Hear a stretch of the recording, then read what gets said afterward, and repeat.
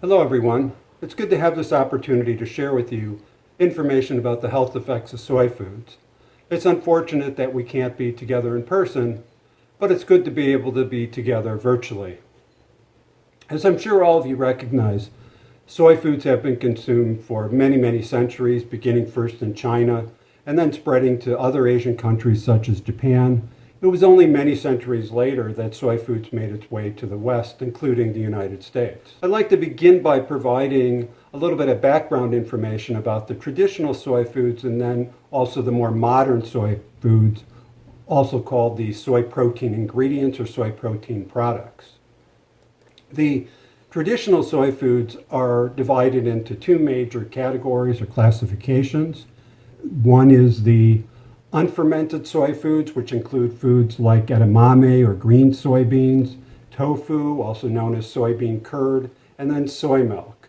The fermented foods include miso, which is typically consumed as a soup, natto, which is consumed primarily in eastern parts of Japan, and then tempeh, which is widely consumed in Indonesia, its birthplace. Now, most soy consumed throughout the world is actually consumed in unfermented form, and that's because for the most part, ethnic Chinese don't consume fermented soy products. Now, in addition to the traditional Asian soy foods, there are the soy protein ingredients or soy protein products. These products range in protein content from 50%, which is soy flour, to as high as 90% for soy protein isolate. These products are widely used by the food industry.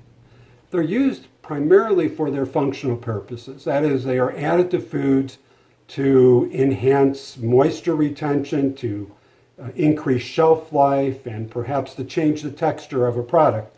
And you can see, for example, that you have soy flour in Wonder Bread. But because when they are used in this way, they are added to foods in such small amounts, the soy protein ingredients don't make a very significant contribution to nutrient intake. And of course, this is not the ideal way to add soy to your diet. In addition to being used for their functional purposes, they're also used as a base for making dairy and meat alternates or substitutes. And they're also added to a wide range of foods to increase protein content, such as breakfast cereals and energy bars. So it's a great and easy way to increase the protein content of your diet. In addition to having a number of health benefits, which I'm going to discuss, soy foods are extremely versatile. They can serve as a protein source, such as tofu, as a dairy alternative, soy milk. Soy milk is one of the few plant milks that has as much protein as cow's milk does. And then they can even serve as a vegetable in the case of the green soybeans, edamame. Now, my colleague Linda Funk, who is also presenting, is going to spend a lot of time talking about how to incorporate soy into the diet.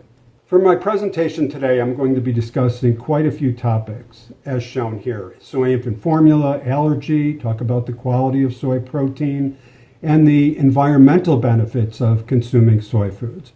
And I'll also address topics such as the onset of puberty in relation to soy, whether soy can prevent breast cancer, its ability to lower cholesterol levels, and then finally, I'll make some intake recommendations. And clearly, because my time is limited and I have a number of topics, I'm only going to be spending a little bit of time on each of these. So let's begin by looking at soy infant formula. There's really a long history of use of soy formula in the United States, as well as a number of other countries. It's been commercially available since the 1960s. And the American Academy of Pediatrics has evaluated the safety and efficacy of soy infant formula several different times, beginning in 1983, then 1998, and then a decade later. And each time, the American Academy of Pediatrics concluded that soy infant formula promotes normal growth and development. What about soy allergies and food allergies in general? Of course, that's an increasing concern for much of the public.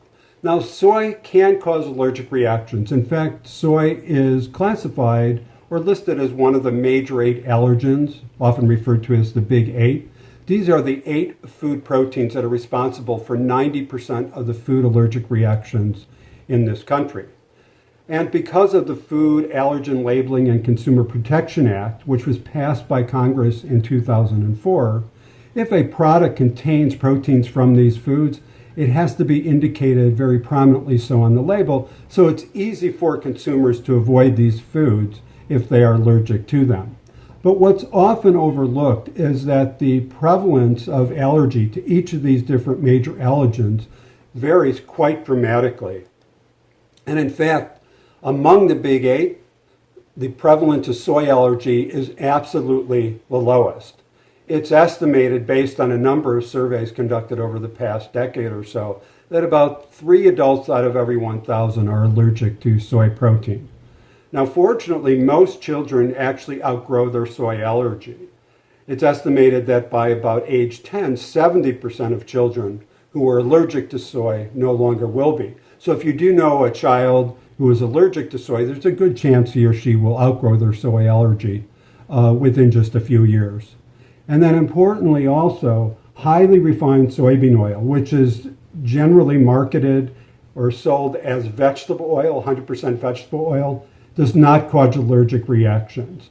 So even though it's made from soy, because there's negligible amounts of soy protein in the oil, it won't elicit an allergic response in soy-sensitive individuals. And if you're interested in this general topic, I suggest this paper that was published earlier this year in Nutrition Today. It's open access, so everyone has the opportunity to download it. Now let's talk a little bit about protein. Soy foods are probably best known for their protein content than any of their other attributes. Now, most Americans have no problem meeting the recommended dietary allowance for protein. For an adult, you only need about 56 grams per day if you're a man. A woman, you need a little bit less than that typically. The average man consumes about 80 or 90 grams of protein per day. So the issue isn't so much meeting the requirement for the total amount of protein consumed, but there is a concern that the U.S. protein intake distribution pattern may be suboptimal. And the reason I say that is because increasingly nutrition scientists are recommending that protein intake be spread out evenly throughout the day.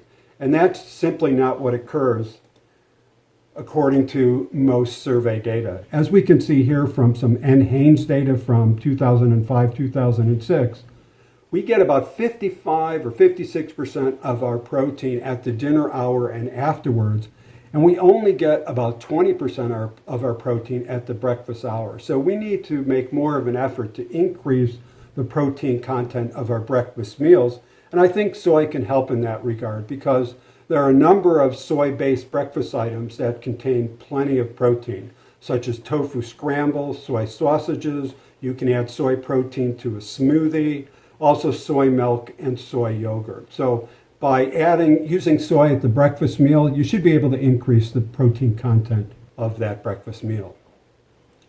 Now let's talk a little bit about the quality of soy protein. And protein quality refers to the ability of a protein to meet the body's biological requirements for amino acids. Amino acids are the building blocks of protein. There are 20 amino acids present in the foods we consume. 11 of those 20 are made by our bodies. 9 of those amino acids are not made by our bodies in sufficient amounts to meet our biological requirements for these amino acids. So we need to get them from the foods we consume. And for that reason, they're referred to as essential or indispensable amino acids. Now, 2 factors determine protein quality: digestibility and amino acid content. If you can't digest the protein you consume into its constituent amino acids, you're not able to absorb those amino acids and use them to build the proteins our body needs. We also need different amounts of each of the essential or indispensable amino acids. So ideally, you want to be consuming proteins that have an amino acid profile that well matches our biological requirements for amino acids.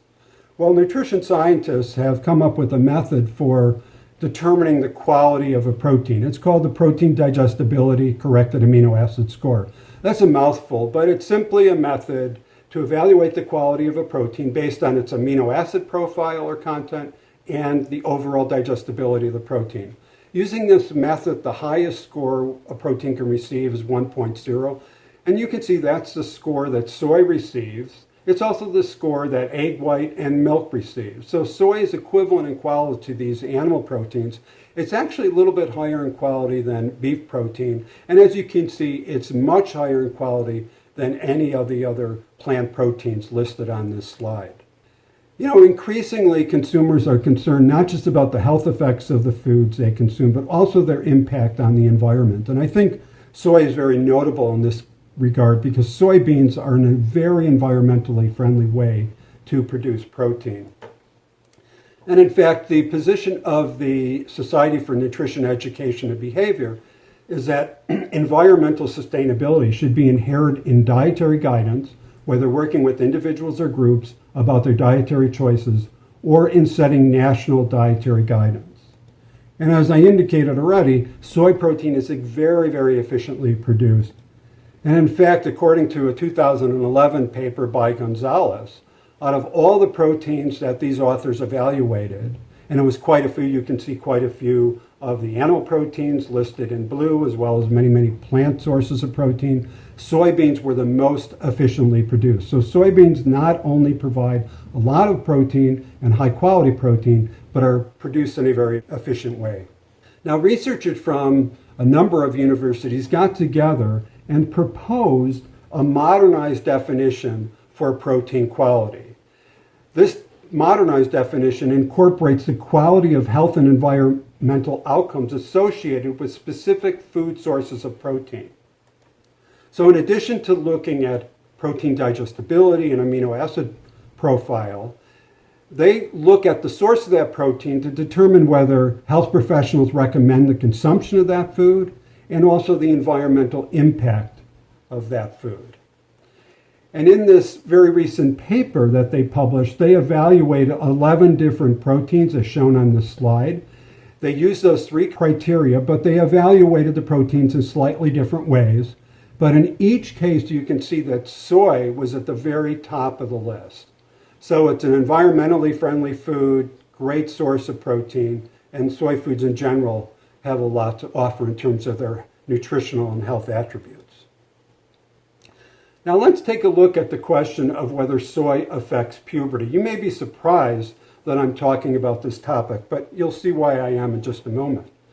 For one thing, population-based studies have consistently shown that throughout the world, puberty development is occurring earlier and earlier in life. And this is especially evident in girls when you look at the age of menarche. That's the age at which girls first begin to menstruate. You can see, for example, in Japan, between 1930 and 1985, the average age of menarche onset decreased from 13.8 years to 12.6 years. In the US, between 1920 and 2004, it went from 13.3 down to 12.4. So we're seeing this in countries throughout the world. Now, it's a little bit less obvious in boys, but a recent paper from Sweden was very convincing as they found very, very robust data indicating that there's also a trend for earlier pubertal timing in boys. In boys, of course, they don't use age of menarche. They're going to usually use the development of pubic hair. So boys and girls are entering puberty earlier in life. Now, puberty is controlled by hormones. That's certainly well recognized. And the reason I'm talking about this topic today is because soybeans are uniquely rich sources of a group of naturally occurring compounds called isoflavones. These isoflavones are classified as phytoestrogens or plant estrogens. However, they differ from the hormone estrogen. Sometimes they actually may have effects opposite to those of estrogen, and sometimes they're not going to have any effects at all in tissues that are affected by the hormone estrogen. So it's very important to emphasize this point. They are classified as phytoestrogens, plant estrogens, but they differ from the hormone estrogen at the molecular level, that is in the way in which they interact with estrogen receptors, and they differ from estrogen at the clinical level when you look at clinically relevant outcomes. So this question of soy and puberty has arisen because of the presence of isoflavones in soy foods and because girls and boys are entering puberty earlier and earlier in life. Well, researchers at Loma Linda University examined the relationship between soy intake and age of menarche in girls, and they found soy intake is not associated with the age of menarche in a population of adolescent girls who have a wide range of and relatively higher soy intake than the general U.S. population. And this is really an important point because they studied 327 Seventh-day Adventist girls. Now, Seventh-day Adventist is a religious denomination. About 40% of the Adventists are vegetarian, so their soy intake is going to be much higher than is typical for the U.S. population. And you can see there was a wide range of soy intake. So this is a perfect cohort to study. 20% of the girls consume soy no more than once per week. 20% of the girls consume soy at least 4 times per day. And they found no relationship between the age of menarche onset and soy consumption.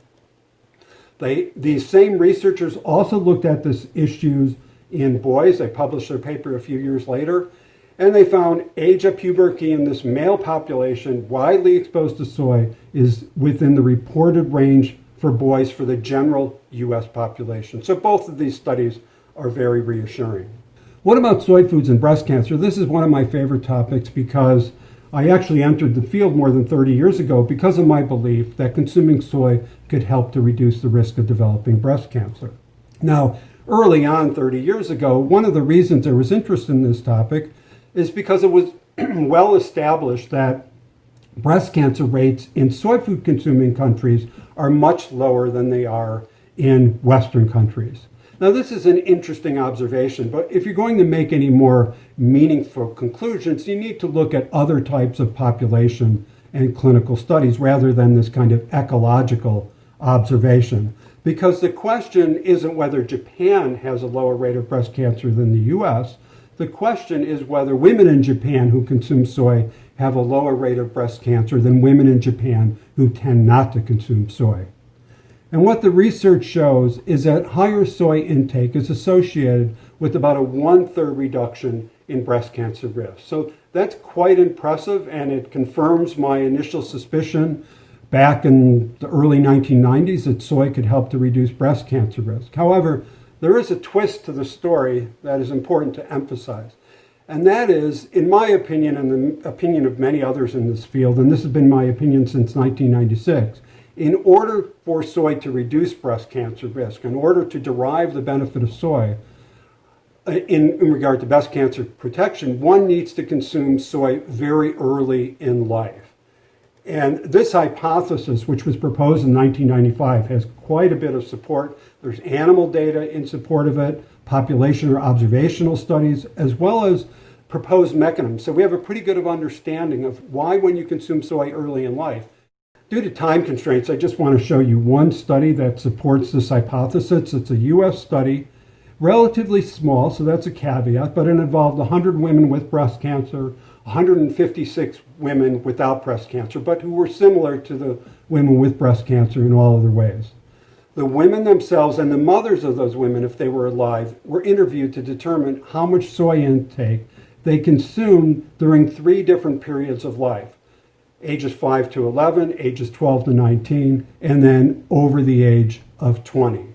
And then they looked at high soy intake during those periods versus low soy intake to determine whether risk was reduced. And what they found was quite impressive. If one consumed larger amounts of soy between the ages of 5 and 11, there was a 60% reduction in the risk of breast cancer. Now, soy was still protective if consumed a little bit later on in life, but not nearly as protective. So I think the key is to consume soy probably between the ages of 5 and late teenage years.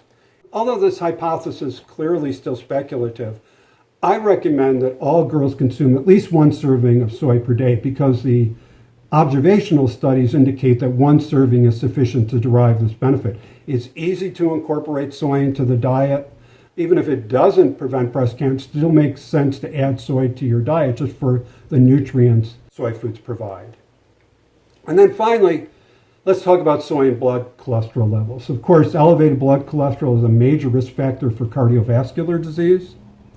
In 1999, the U.S. Food and Drug Administration approved a heart health claim for soy foods based on the ability of soy protein to lower blood cholesterol levels. And this is a direct effect of the protein. So soy foods are low in saturated fat, high in polyunsaturated fat. And for that reason, they're going to lower blood cholesterol levels, but the protein itself also directly lowers blood cholesterol levels.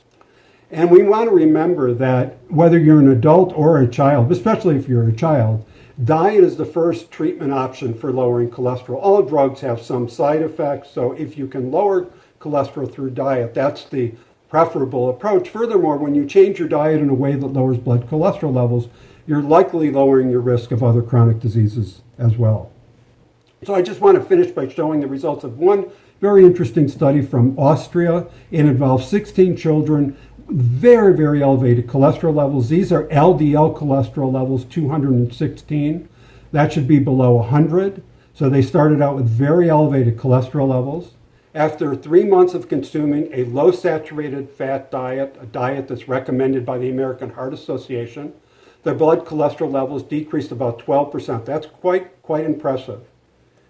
However, when they incorporated soy protein into this diet for another 3 months, so the same diet they were consuming, but now they added soy protein, blood cholesterol levels came down an additional 6%. So even if you're already consuming a heart-healthy diet, a diet aimed at lowering cholesterol levels, by adding soy protein to it, you may see additional benefit. So in conclusion, soy in formula promotes normal growth and development. Soy allergy is relatively uncommon. Soy foods provide high-quality protein. Soy does not affect puberty onset in boys or girls. Early soy intake may reduce the risk of developing breast cancer later on in life. And finally, soy protein modestly lowers blood cholesterol levels. And I recommend, as a general recommendation for children and adults, 1 serving is great, but I think 2 is better. And that would be about 16 to 15 grams of protein per day from a variety of different soy foods. Thank you very much for your attention.